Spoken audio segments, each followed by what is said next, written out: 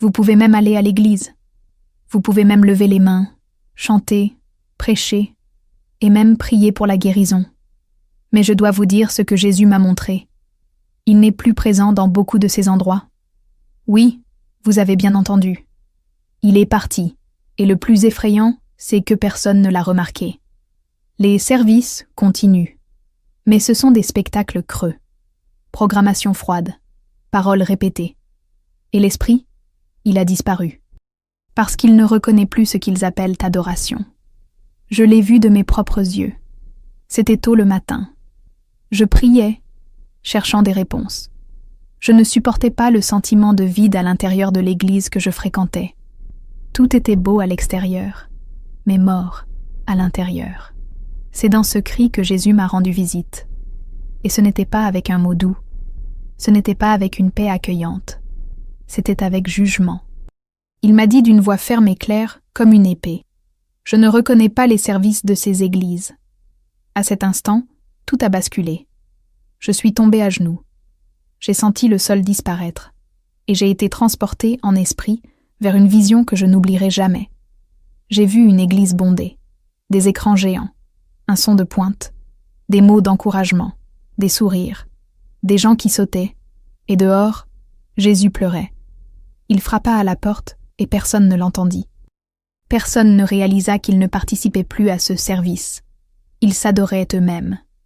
Le Seigneur m'a montré les coulisses spirituelles de ce que beaucoup appellent l'adoration.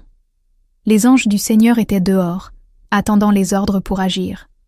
Mais à l'intérieur, il y avait des démons camouflés dans la lumière, nourrissant l'orgueil des dirigeants, divertissant le peuple et faisant oublier la croix.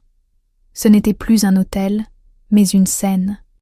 Le Saint-Esprit était remplacé par un scénario, le feu par une fumée artificielle, la gloire par la vanité. Je sais que ce que je dis va contrarier les gens. Ça va en mettre plein la gueule. Mais que préférez-vous? Être à l'aise avec le mensonge ou être bouleversé par la vérité? Le temps presse. Et la fausse église tombera sous les yeux de tous. Et quand il tombera, il sera trop tard pour beaucoup. Alors, si vous aimez encore Jésus, ouvre les yeux. Car il rejette de nombreux services qui portent encore son nom, mais qui n'ont plus sa présence. Ce n'était que la première vision, le début de ce qu'il m'a montré. Et si vous pensez avoir été fort autrefois, vous n'êtes pas préparé à ce qui va suivre. Je vais vous dire ce qui s'est passé quand j'ai demandé « Seigneur, quelle est donc l'Église qui te plaît encore ?» La réponse m'a laissé sans voix. Après cette vision, je restais allongé sur le sol. Le silence, ce silence qui semble hurler. Rien autour de moi n'avait de sens. La pièce semblait trop petite pour contenir tout ce que j'avais vu. Et même si mes yeux étaient secs à force de pleurer, une tempête régnait à l'intérieur. C'était comme si j'étais brisée. Mais ce n'était pas une douleur physique. C'était quelque chose de spirituel. Quelque chose que je n'avais jamais ressenti auparavant. Et puis, au plus profond de mon cœur, une question surgit, insaisissable. Elle brûlait comme un feu. C'était inévitable. Seigneur, alors quelle église te plaît encore? Je n'ai pas parlé à voix haute. Mais Jésus a répondu, clairement, comme s'il était juste à côté de moi. Sa réponse n'a pas été prononcée sur un ton de condamnation, mais avec un sérieux si pur, si juste, qu'il a été percutant. Il a dit « Cherchez 3 marques, seulement 3. Et si une église n'a pas ces 3-là, au ciel, elle n'est pas comptée comme mienne. » À cet instant, mon cœur s'emballa. J'avais l'impression de recevoir une carte cachée, un code divin. Et en même temps, une profonde tristesse m'envahit. Car au fond, je savais déjà que presque aucune église ne porte ces marques. Dans cette vision, j'ai été amenée à observer plusieurs congrégations. Elles étaient différentes les unes des autres. Certaines étaient riches, bien établies et connues dans le monde entier. D'autres étaient très petites, sans ressources, sans renommée et presque invisibles. Mais ce qui m'a choquée, c'est ce que le ciel a vu. Beaucoup des grands étaient enveloppés d'ombre, avec des trônes qui n'étaient pas ceux du Christ. Ces petits, cependant, semblaient rayonner de lumière. La présence de Dieu était palpable. Une femme priant seule en silence avait plus de pouvoir devant le trône que des foules criant sans but. Jésus m'a dit « Soyez attentifs, ce n'est pas une question de taille, ni de nom, ni de nombre de membres. Les services peuvent impressionner la terre, mais je regarde au cœur. » Et il m'a montré les coulisses. J'ai vu ce que les yeux naturels ne voient pas. J'ai vu des démons s'infiltrer dans des services apparemment sacrés. J'ai vu des dirigeants manipulés par la vanité. J'ai vu des réunions qui portaient son nom, mais qui le rejetaient en esprit. C'était du théâtre, une représentation. Et il a dit « Je ne les connais pas ». C'est à ce moment-là que la peur m'a saisi, car j'ai réalisé que j'avais déjà participé à tout cela. J'avais assisté à des services où le nom de Jésus était mentionné, mais il n'était pas présent. Il avait applaudi des sermons flattant l'ego, ignorant la croix. J'étais resté silencieux face à des doctrines douces où le péché était minimisé et la sainteté était un mot démodé.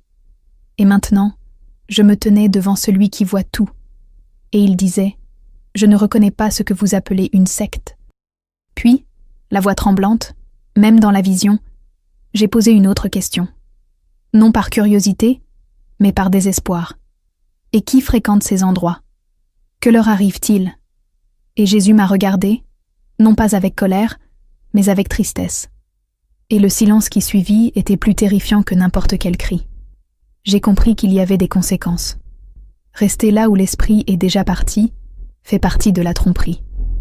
Et le pire, c'est que beaucoup ne le savent même pas. Ils se croient sauvés. Ils croient de servir, mais ils sont juste divertis, hypnotisés, perdus. Nous avons peur de le dire à voix haute, mais je le dirai parce que le Seigneur me l'a montré.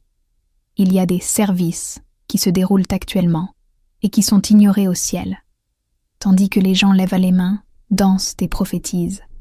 Le silence règne sur le trône. Non pas que Dieu dorme, mais parce qu'il n'est plus là.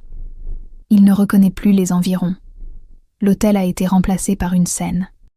Le culte a été remplacé par une performance. La parole a été remplacée par l'entraide. Et vous savez ce qui est pire? Les gens ne le remarquent même pas. Ils sont tellement habitués à l'émotion qu'ils la confondent avec l'onction. J'ai vu des responsables prêcher des messages bien structurés, avec des diapositives, des images et des phrases percutantes, mais sans aucune rupture. Des gens pleuraient sur fond de musique, mais sans véritable repentir. Le Saint-Esprit n'était pas accueilli favorablement. Il était instrumentalisé, manipulé comme un spectacle. Et le Seigneur m'a dit quelque chose qui m'a brisé le cœur. Ils m'ont chassé du centre et m'ont mis tout en bas. Ils utilisent mon nom, mais ne m'obéissent pas. Ils parlent du ciel, mais vivent comme ceux qui aiment le monde.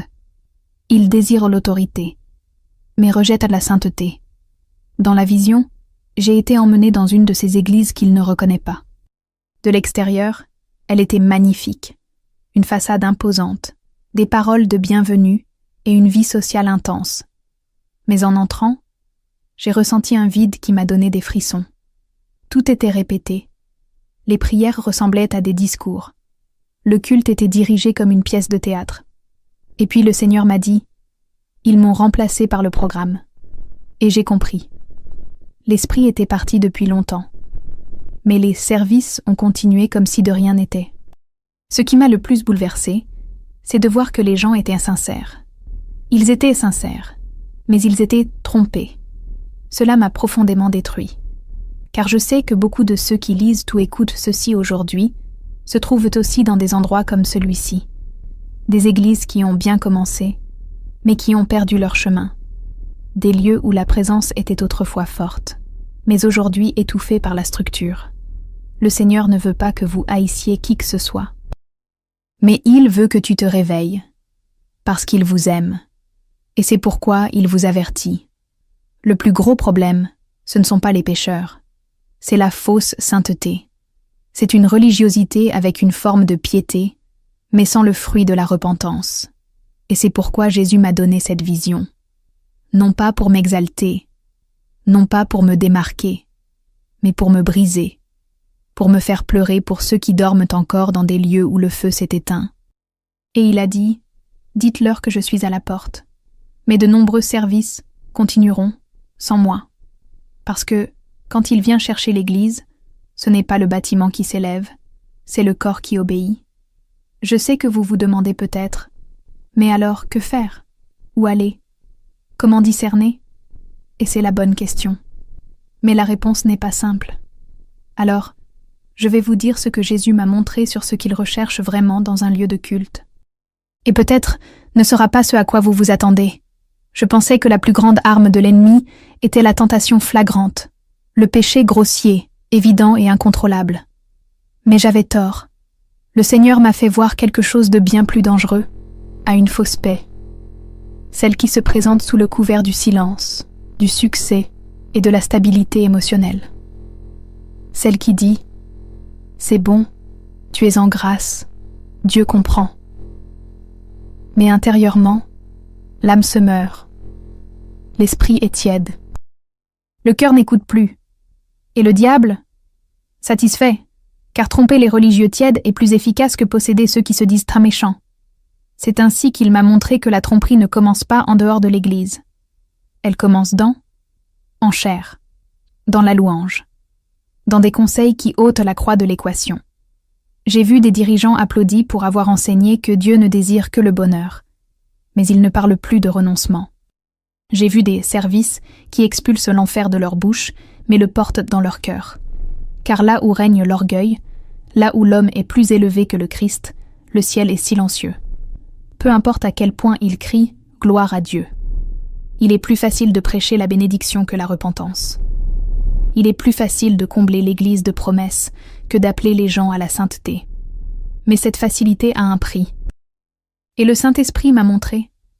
Beaucoup vendent l'éternité pour le confort émotionnel.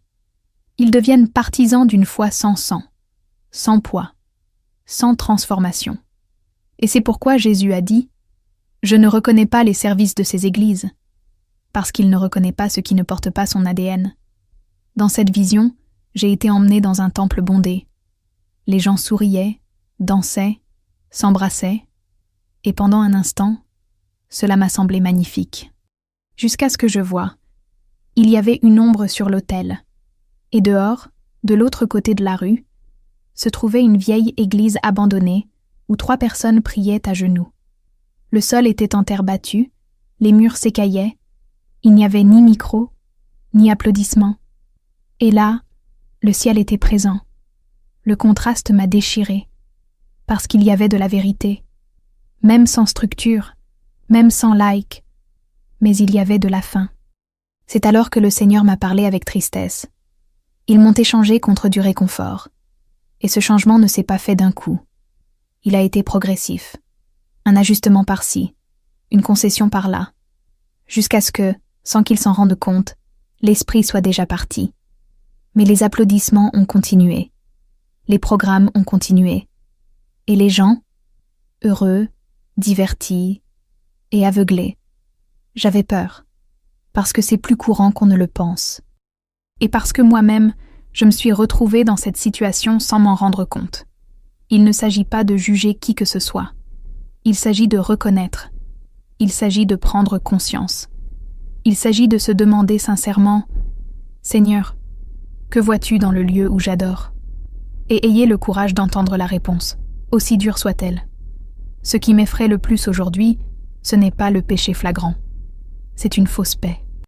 Ce sentiment de tranquillité que beaucoup ressentent, même loin de Dieu. Une paix tiède et confortable, qui ne dérange pas, n'exige rien, n'éveille pas. Le Seigneur m'a montré que cette paix est un piège. C'est un profond sommeil spirituel, où le cœur croit que tout va bien, mais que le ciel est déjà parti. Les gens continuent d'aller au service, de chanter, de faire des offrandes, d'écouter des paroles motivantes, mais l'esprit n'est plus là. Et le pire, ils ne s'en rendent même pas compte. Ils sont engourdis. La religion est devenue un tranquillisant. Voilà ce qu'il m'a montré ce soir-là. Le plus grand coup de l'enfer n'est pas la tentation immorale, mais la tromperie au sein de l'Église. C'est prêcher un Jésus sans croix, un évangile sans sang, un royaume sans renoncement. J'ai vu des dirigeants applaudis pour leurs sermons emplis de belles paroles, mais sans repentance. J'ai vu des multitudes se faire nourrir de miettes émotionnelles. Et le Seigneur m'a dit, « Ils m'appellent Seigneur, mais ils n'obéissent pas à mes ordres. Ils ont troqué ma gloire contre des applaudissements, mes ordres contre des applaudissements, ma présence contre un encadrement. » Dans cette même vision, le Seigneur m'a conduit vers une congrégation apparemment saine. Elle était moderne, organisée, pleine de jeunes, de lumière vive et de spectacles. Mais en entrant, je n'ai rien ressenti. L'atmosphère était vide. L'esprit n'était pas là. Tout semblait vivant, mais c'était mort. Et puis j'ai vu, il y avait un esprit de divertissement déguisé en adoration. Tout était fait pour plaire. Tout était fait pour garder le public. L'adoration est devenue un événement. La parole est devenue un contenu. La sainteté est devenue tabou. Et le Seigneur a dit, « C'est pourquoi je ne reconnais pas ces services. » Pendant ce temps, de l'autre côté, j'ai vu quelque chose qui m'a profondément marqué. Un endroit simple, sans enseigne célèbre, sans musicien professionnel, sans grand écran. 3 personnes étaient agenouillées, priant en silence, le visage contre terre. Le paysage n'était pas magnifique, mais il y avait de la gloire.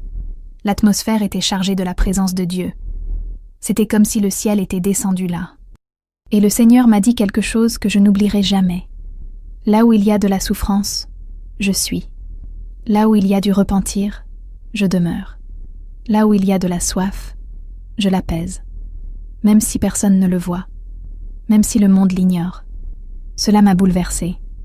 Parce que j'ai compris que la présence de Dieu ne dépend pas de la célébrité, des chiffres ou des structures. Elle dépend cœur déchiré des gens qui aiment la vérité. Des gens qui préfèrent être confrontés maintenant plutôt que d'être trompés jusqu'au bout. J'ai constaté que nombre des services les plus populaires sont ignorés au ciel. Non pas par malveillance, mais par aveuglement spirituel, à cause de leur échange silencieux. Le Christ pour le réconfort, la sainteté pour l'acceptation, la parole pour la performance. Et cela se produit petit à petit, sans qu'ils s'en rendent compte. Cette révélation m'a laissé perplexe, car j'ai moi-même été séduit par cette fausse paix. J'ai confondu silence et approbation. Je pensais que, parce que tout allait bien, Dieu était avec moi. Mais aujourd'hui, je sais, le ciel ne se meut pas selon l'apparence. Il répond à la vérité, et là où il n'y a pas de vérité, il n'y a pas de présence, aussi belle soit-elle. La question qui me brûlait alors était: combien de services continuent d'être accomplis sans que Dieu soit là? Et combien d'âmes se perdent dans des endroits qu'ils pensent être la maison de Dieu? Y a-t-il quelque chose de plus terrifiant que de crier « C'est le ciel en silence ». C'est ce que Jésus m'a montré dans cette vision. Il y avait des temples pleins, des services en cours, des gens applaudissaient, dansaient, criaient victoire. Et dehors, des anges les bras croisés. Le ciel était silencieux. Pas de réponse, pas d'envoi, pas de gloire descendante, car la présence avait déjà été retirée. Non pas par punition, mais comme conséquence. Et j'ai compris. Dieu ne s'impose pas là où on ne veut pas de lui. Il part. Il part là où l'on échange la vérité contre la commodité. Il part là où la peur n'existe plus. Il m'a montré quelque chose d'encore plus profond. L'absence de présence n'interrompt pas le culte. Les services continuent. Les programmes continuent. Les vidéos sont publiées. Les lumières s'allument. La foule répond. Mais spirituellement, la salle est vide. Et c'est là le plus dangereux. Parce que l'âme s'habitue au vide. Elle apprend à vivre sans l'esprit. Elle apprend à masquer le silence de Dieu par des bruits humains. Et quand cela arrive, ce n'est pas seulement le culte qui est perdu. Ce sont les gens. C'est la génération suivante. Ce sont ceux qui grandissent en pensant que c'est normal. J'ai vu des jeunes formés à accomplir des fonctions, mais pas à discerner la présence. J'ai vu des musiciens accordés, mais sans prière. J'ai vu des pasteurs capables de citer des textes entiers, mais qui ne parlaient non plus à Dieu. J'ai vu des églises qui savaient attirer les gens, mais pas le ciel. Et le Seigneur m'a parlé. Ils ont appris à se passer de moi. Et maintenant, je ne leur manque plus. Ces mots m'ont blessé au vif, car j'ai compris que la froideur spirituelle n'arrive pas d'un coup. Elle se déguise en efficacité, en croissance, en stratégie, jusqu'à ce que, lorsqu'ils s'en rendent compte, la flamme s'éteigne. Et pourtant, ils continuent. Ils continuent de chanter, de prêcher, de faire campagne, mais sans présence. Et le pire, sans regret, parce qu'ils pensent que la réussite humaine est un signe d'approbation divine. Mais le Seigneur m'a dit, les larmes aux yeux, je ne reconnais pas les services où mon nom est mentionné, mais mon esprit est ignoré. Peu importe le nombre de personnes présentes dans le bâtiment. Ce qui compte, c'est le nombre de cœurs brisés. Ce n'est pas une question de structure, c'est une question d'essence. Et l'essence se meurt sur de nombreux autels. Je suis resté silencieux un moment, sentant le poids de la gloire s'alléger. C'est difficile à expliquer, mais c'est comme si l'âme était en deuil. Voir une église sans Dieu, c'est comme contempler un corps sans vie. Il est là, mais il ne respire pas. Et je savais que ce n'était pas une vision isolée. C'était une image globale. Cela se produisait partout, et le Seigneur me montrait, non pas pour critiquer, mais pour avertir. Car il aime toujours, il attend toujours, il appelle toujours, mais il ne demeurera pas là où il n'y a pas de révérence. Là où il n'est qu'un invité spécial, pas le maître de maison. Et c'est là que quelque chose a changé en moi. Jusque-là, je n'avais fait qu'observer. Mais maintenant, le Seigneur commençait à me montrer où il est encore, là où sa présence demeure, là où les services sont reconnus au ciel. Ils n'étaient pas nombreux, ils n'étaient pas célèbres, ils n'étaient pas présents sur les réseaux sociaux, mais ils portaient une marque que l'enfer respecte et que le ciel applaudit. Et je savais que c'était ce que je devais comprendre, car, au fond, il n'y a que deux types d'églises, ceux que Dieu connaît et ceux qu'il n'a jamais connus. Au cours de cette vision, le Saint-Esprit m'a dit quelque chose qui m'a fait taire intérieurement. Je marche encore parmi les chandeliers, mais peu me reconnaissent. Je savais exactement ce que cela signifiait. Il parlait de la lettre aux églises dans l'Apocalypse.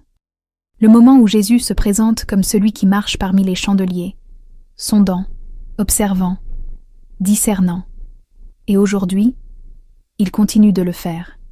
Il participe à de nombreux cultes, marche silencieusement entre les bancs, scrute les cœurs, et s'en va sans se faire remarquer, parce qu'ils ne l'ont pas vraiment invité, parce qu'ils ont préféré la méthode à l'action. Et là, j'ai commencé à comprendre pourquoi il m'avait montré tout cela. Il ne s'agissait pas de pointer du doigt les erreurs des autres. Il s'agissait de briser mon orgueil. Il s'agissait de me faire comprendre que, malgré ma connaissance approfondie de la parole, malgré mon dévouement, il y avait en moi des traces de religiosité qui étouffaient le flot de Dieu. Et le Seigneur fut clair. Il faut que tu sois éveillé, car si tu continues à suivre le rythme des hommes, tu manqueras le son du ciel. Et j'ai pleuré.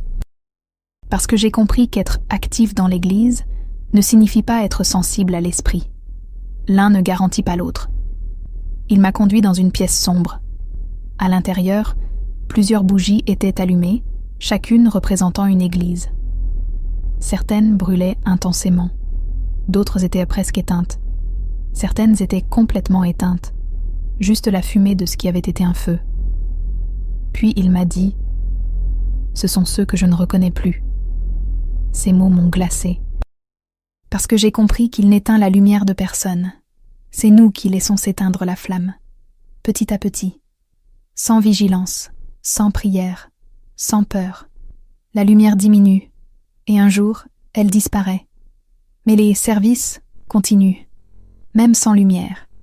Et puis le Seigneur m'a montré une petite flamme, presque invisible, dans un coin de la pièce. Elle était faible, simple, mais constante. Et il a dit « J'habite toujours ici ».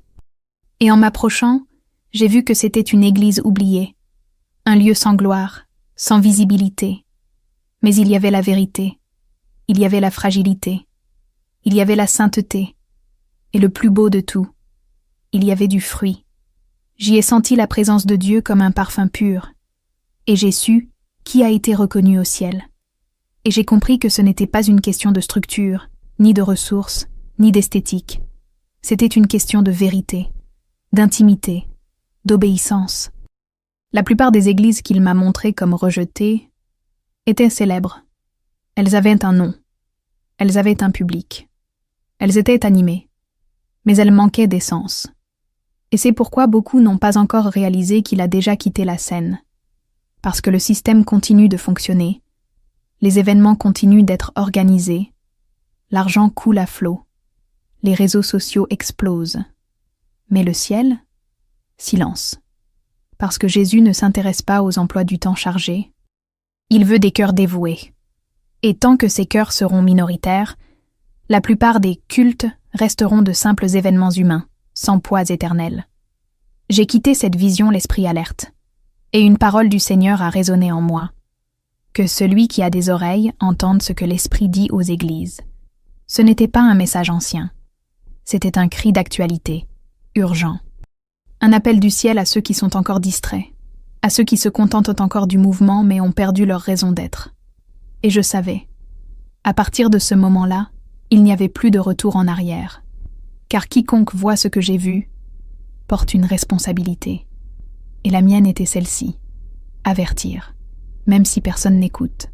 Même si l'on se moque. Même si je perds tout. Sauf ma présence. Après avoir surgi de cette vision, il m'a fallu des jours pour rassembler mes pensées. Mon corps était là, mais mon esprit était encore absorbé par ce que Dieu m'avait montré. Chaque fois que je me souvenais de ces églises délabrées, de ces services qui continuaient même après la gloire passée, mon cœur se serrait. Et j'ai compris une chose. L'homme peut applaudir ce que le ciel réprouve. Elle peut exalter ce que le ciel rejette. Elle peut soutenir ce que Dieu a déjà abandonné. Et le plus tragique, c'est que beaucoup en vivent. Le Seigneur a dit quelque chose qui m'a secoué. De nombreux dirigeants aujourd'hui ont plus peur de perdre leur public que de perdre ma présence. Ils ont adapté le message pour fidéliser la foule. Ils ont adouci la croix, caché le sang, caché le jugement. Ils ont troqué les autels contre des scènes, la vérité contre des phrases percutantes. Et quand quelqu'un tente de les confronter, ils sont réduits au silence. Car dans ce système, on ne peut offenser. On ne peut parler du péché. On ne peut évoquer l'enfer. On ne peut que motiver, divertir, réconforter. Mais le Saint-Esprit n'agit pas dans un environnement de commodité. C'est alors que Jésus m'a révélé quelque chose de plus profond. Il a dit « Beaucoup construisent des tours pour eux-mêmes, pas pour moi. C'est pourquoi je n'y vois plus. J'ai vu de magnifiques édifices, d'immenses églises, éclatantes, mais bâties pour la gloire de l'homme. J'ai vu des chairs transformées en trônes personnels. J'ai vu des ministres qui accordaient plus d'importance à l'engagement numérique qu'aux larmes secrètes. J'ai vu des services empreints de forme, mais vides d'essence. Et cela m'a fait comprendre que le cœur peut être distant, même lorsque la bouche parle de Dieu. Il ne s'agit pas d'avoir un micro. Il ne s'agit pas de savoir prêcher. Il s'agit d'être au centre de la volonté de Dieu. Et cela ne peut se discerner que dans le secret. Cela ne demeure vivant que sur l'autel personnel, et non sur la scène publique. Le Seigneur m'a montré que les véritables cultes ne commencent pas avec la musique. Ils naissent dans la chambre à coucher, dans le jeûne, dans les pleurs, dans un renoncement à soi que personne ne voit. Et c'est pourquoi il a dit « Je ne reconnais pas les services de ces églises, parce qu'ils sont mis en scène, non vécus.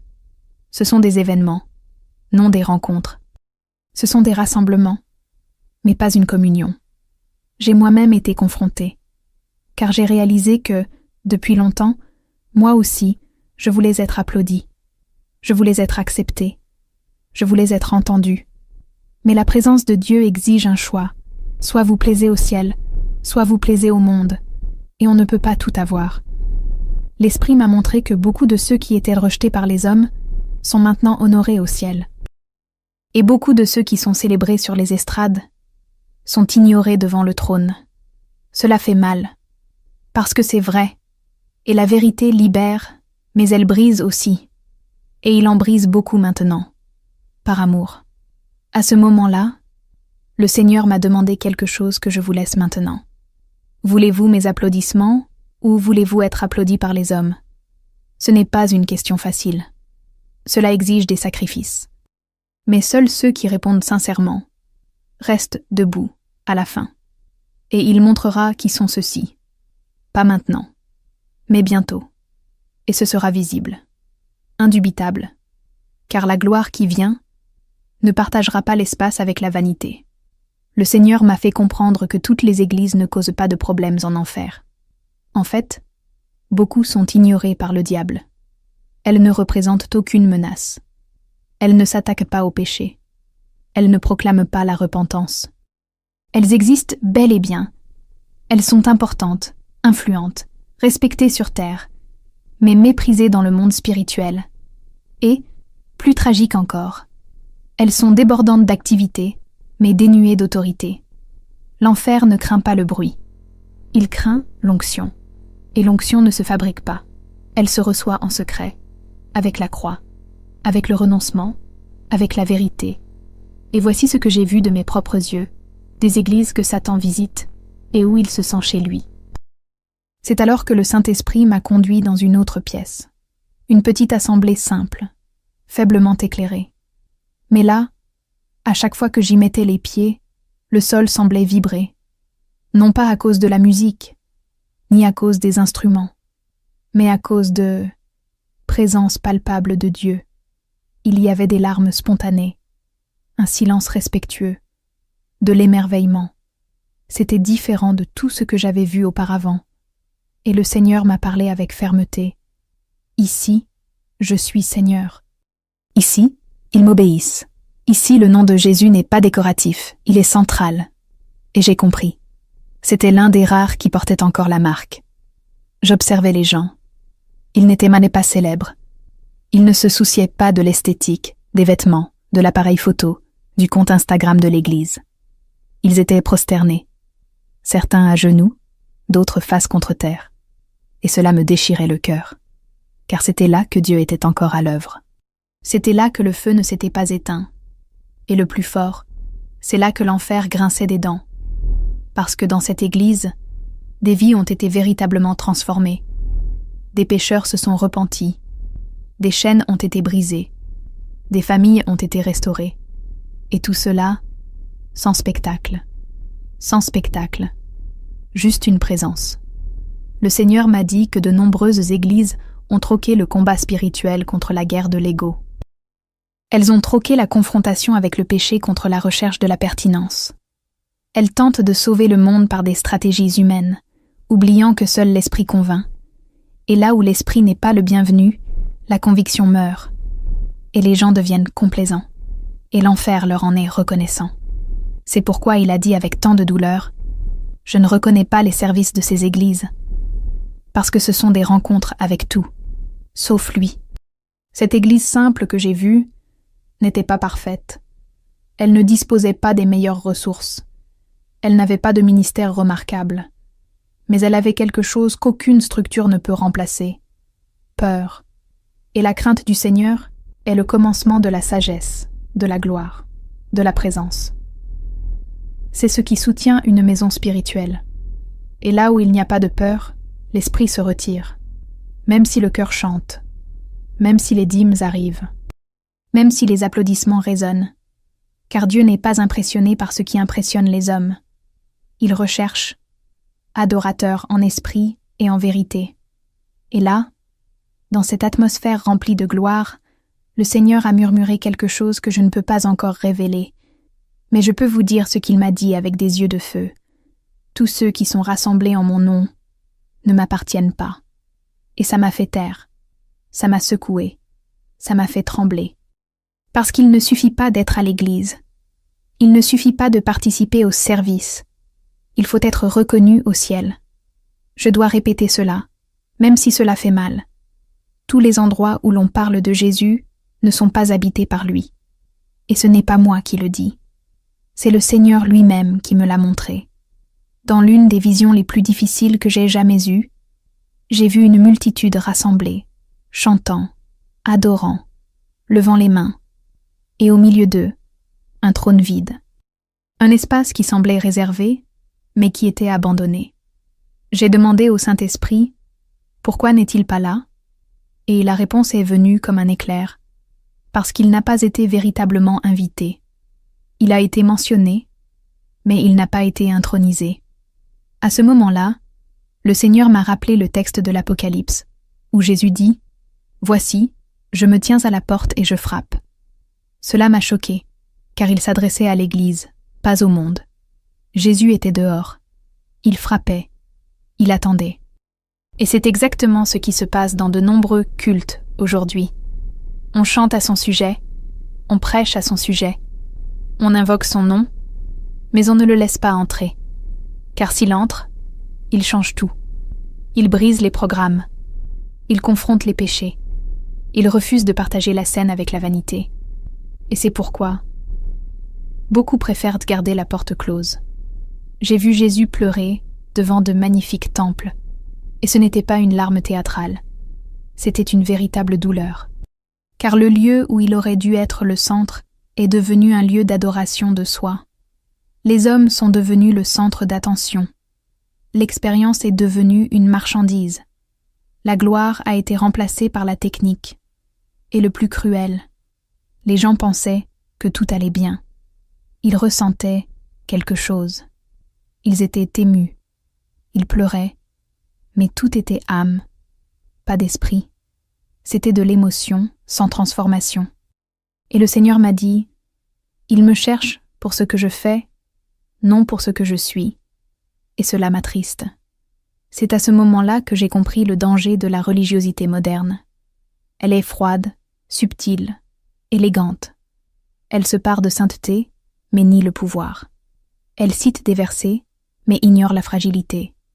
Elle chante le feu, mais fuit quand il brûle. Elle est respectable aux yeux des hommes, mais répugnante aux yeux de Dieu. Et c'est cette religion qui domine les chairs, les cœurs et les services. Et Jésus, il est toujours dehors, et personne ne le remarque, car le spectacle continue. Les lumières sont allumées, le son est à son maximum. Mais l'autel est vide. À cet instant, j'ai commencé à trembler, non pas par peur de l'enfer, mais par tristesse pour lui, car j'ai vu un Jésus blessé, non blessé par les méchants, mais par les siens, par ceux qui prétendent l'aimer, mais l'ignorent, par ceux qui crient « gloire », mais vivent dans leur ego, par ceux qui disent « viens, Saint-Esprit », mais ne supportent pas qu'il commence à sanctifier. Et j'ai demandé « Seigneur, alors pourquoi frappes-tu encore? Pourquoi insistes-tu encore ?» Et il répondit de la voix la plus douce que j'ai jamais entendue. « Car il reste encore un reste. Il y en a encore qui me désirent. Et c'est pour eux que je continue à frapper. » C'est alors que j'ai compris ce qui allait arriver. Car le jugement commence par la maison de Dieu. Et il sépare. Il sépare ce qui est à lui de ce qui porte simplement son nom. Il sépare ceux qui le servent de ceux qui se servent eux-mêmes. Il sépare ceux qui pleurent à la sainteté de ceux qui se réjouissent de l'apparence.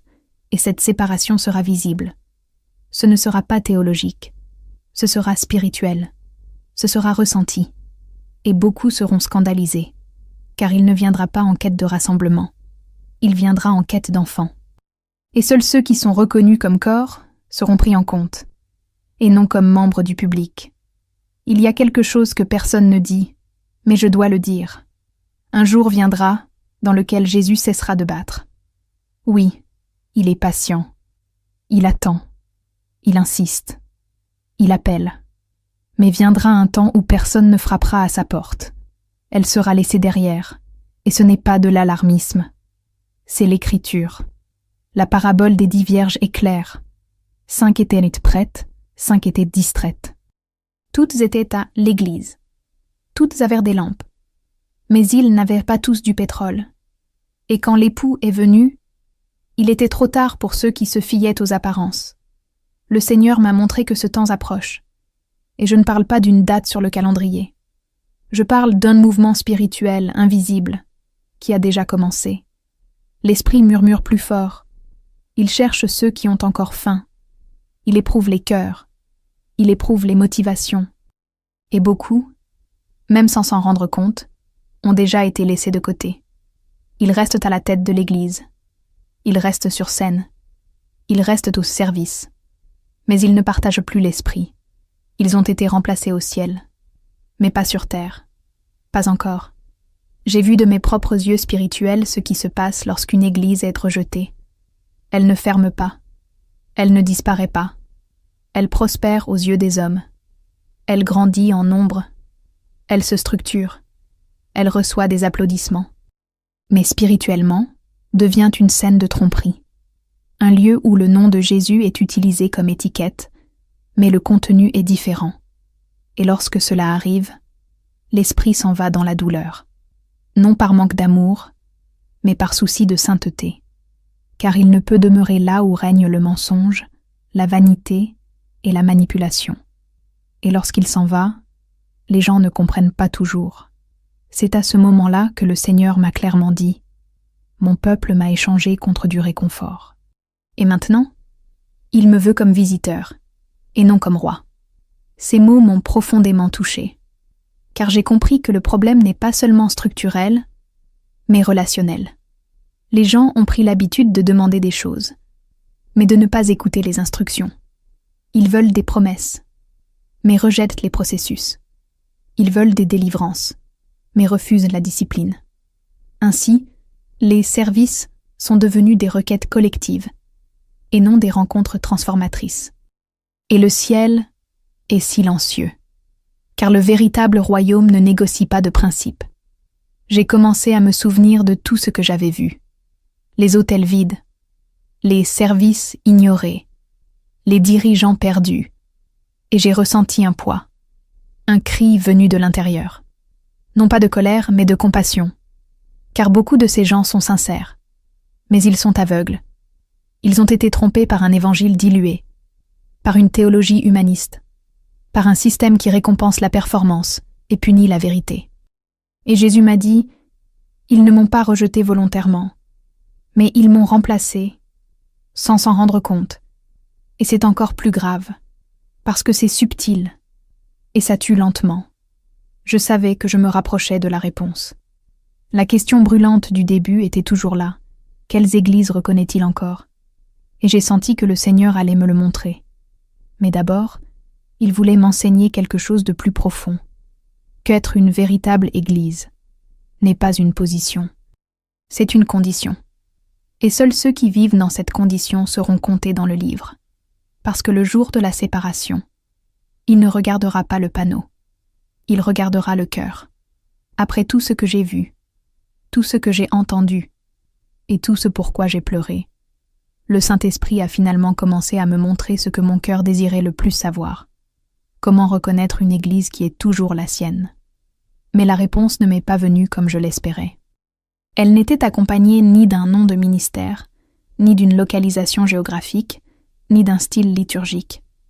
Elle m'est venue sous forme de vérité spirituelle.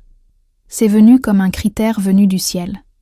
Et il m'a dit fermement, l'église que je porte encore dans mes bras a 3 marques. Seulement 3.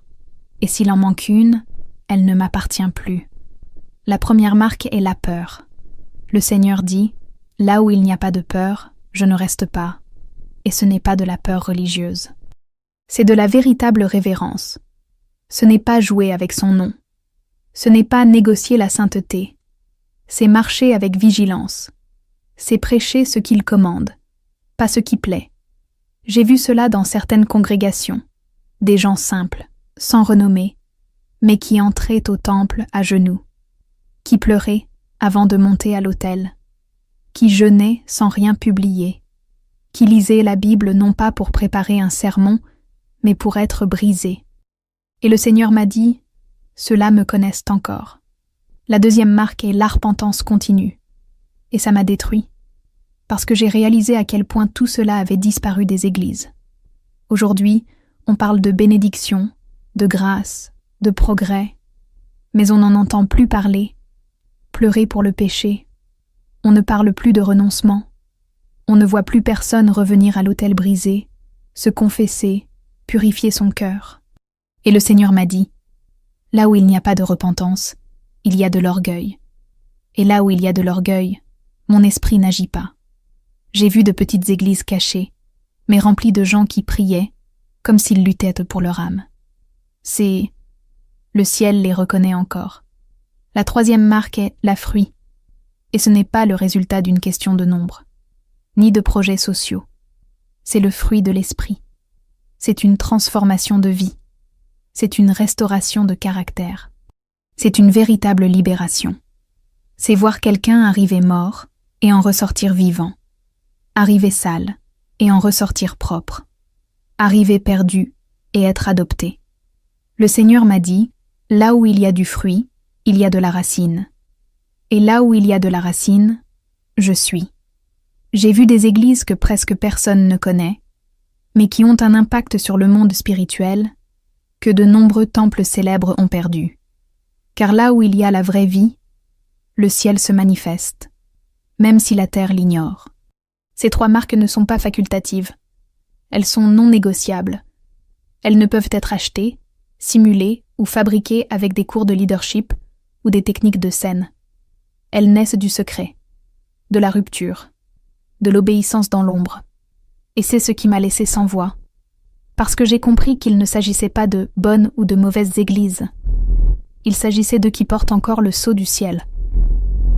Et ce sceau n'est pas visible à l'œil nu, mais l'enfer le reconnaît, et le ciel le confirme. Et au final, c'est ce qui compte. Il ne s'agit pas d'être dans un bâtiment, mais d'être en Christ.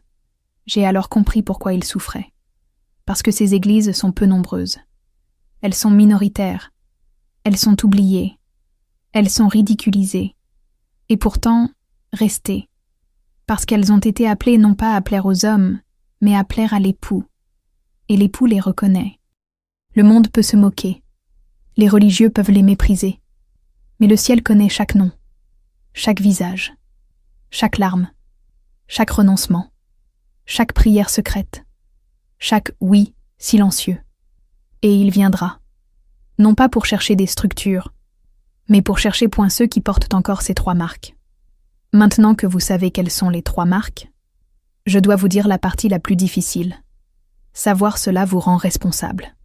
Car une fois que l'esprit se révèle, il n'est plus question de faire semblant de ne pas avoir vu. Il n'y a plus d'excuses pour rester dans un culte où Jésus n'est pas présent. Il n'y a plus de place pour nourrir le système religieux simplement parce que c'est confortable. La vérité exige un choix, et le moment est venu de décider. Car l'époux arrive, et il ne vient pas à la recherche de sympathisants, ni d'habitués, ni de personnes émues. Il vient à la recherche de ceux qui sont à lui. Ceux qui portent son sceau. Beaucoup diront « Mais j'étais à l'église ».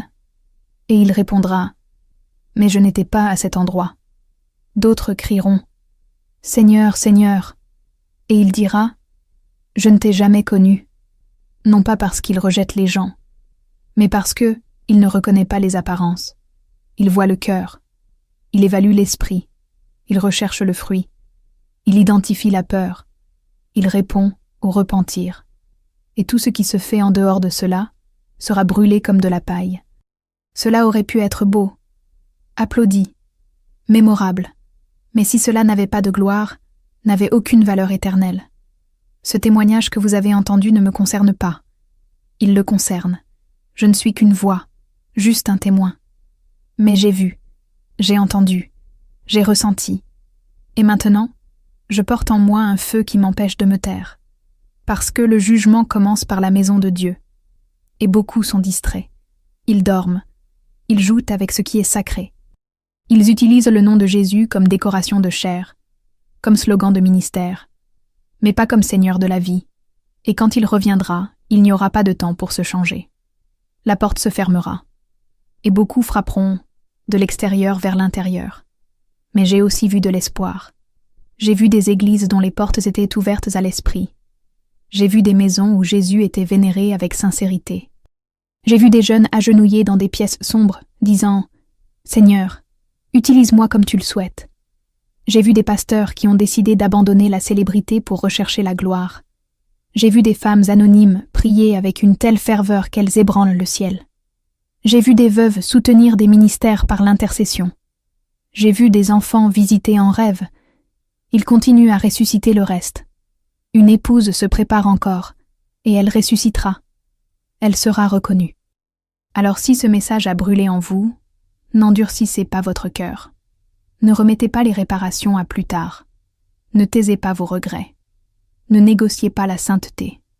Sortez du système. Sortez de la performance. Revenez au secret. Revenez à la parole. Revenez à la croix.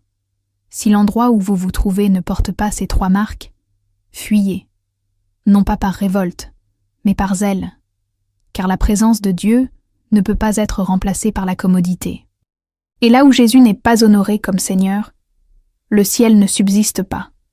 Et là où le ciel ne subsiste pas, l'âme meurt, même dans le temple.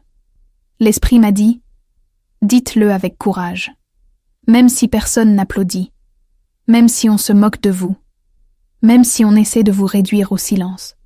Et c'est ce que je fais, parce que j'ai vu ce que beaucoup ne veulent pas voir, et j'ai entendu ce que beaucoup refusent d'entendre. Mais si vous avez écouté jusqu'ici, c'est que le ciel vous appelle. Non pas pour vous accuser, mais pour vous réveiller, car le moment est venu. Soit vous portez les marques qu'il reconnaît, soit vous serez laissés derrière. Et ce jour-là, il n'y aura plus d'excuses. Il y aura une séparation. Et seuls ceux qu'il connaît ressusciteront. Ce message n'est pas un divertissement. C'est un avertissement. Un appel aux armes. Un cri du ciel à ceux qui ont encore des oreilles. Jésus sépare ceux qui lui appartiennent. Et beaucoup de ceux qui sont dans l'Église ne seront pas reconnus. Ne restez pas silencieux. N'ignorez pas. Ne remettez pas à plus tard. Si l'Esprit vous a touché, confessez-le dans les commentaires. Seigneur, délivre-moi de la tromperie. Donne-moi les 3 marques que le ciel reconnaît. Partagez cette vidéo avec toute personne coincée dans des services sans présence.